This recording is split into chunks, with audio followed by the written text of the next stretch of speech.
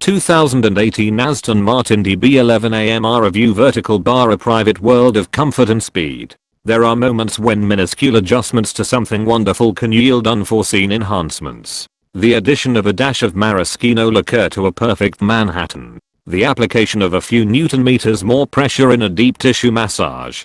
Gold plating the wire wheels on your Commodore blue Continental package equipped 1985 Cadillac Eldorado Biarritz Convertible. So it is with the Aston Martin DB11 AMR, a slight tweak to the Aston Martin DB11 V12, already one of our favorite Grand Tourers. The non-AMR DB11 hosts the ideal combination of profligate luxury, recherché exclusivity, and muscular performance. The V8 is also fine. But Aston Martin's new AMR performance sub-brand has drizzled its speed effluent onto the DB's componentry and software. The result borders on transcendent.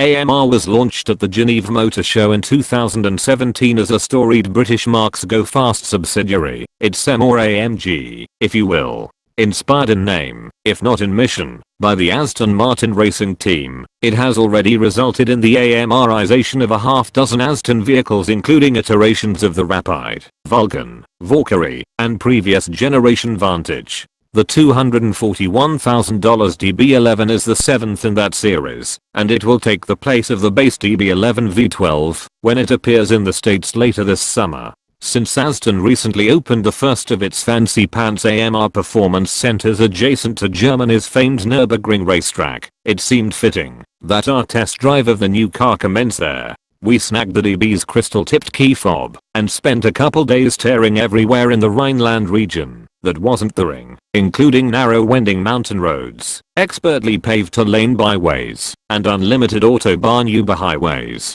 AMR's sorcery has, as noted, yielded relatively small changes on paper. The twin-turbocharged 5.2-liter 12-cylinder now makes just 5% more horses, for a total of 630. The dampers and springs have been stiffened by about 10%. The anti-roll bars front and rear by half, that and half again.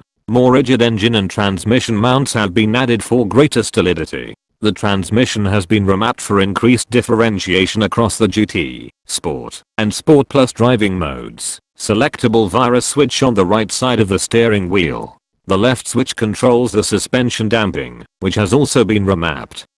And the torque vectoring and stability control software have been recalibrated as well to allow for more.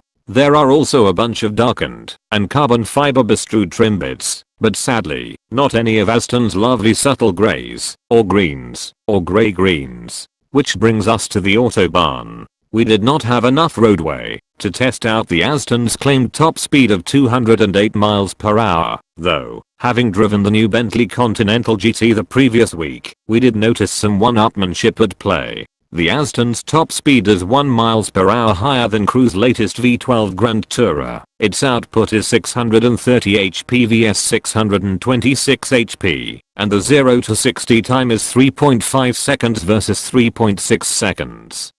But we did hammer the DB to around 150 miles per hour on one open highway stretch during a sunny and dry portion of our second day, and it was not even beginning to awaken. We wished for more time, but at our age, we think that about almost everything. This is the thing about the extraordinary Super GTs, they have a way of collapsing the world to an intimate bubble. One built just for you and your passenger. One through which you can transcend space-time, and one from which you hope never to escape. This truth, when applied to the DB11 AMR, needs no adjustment.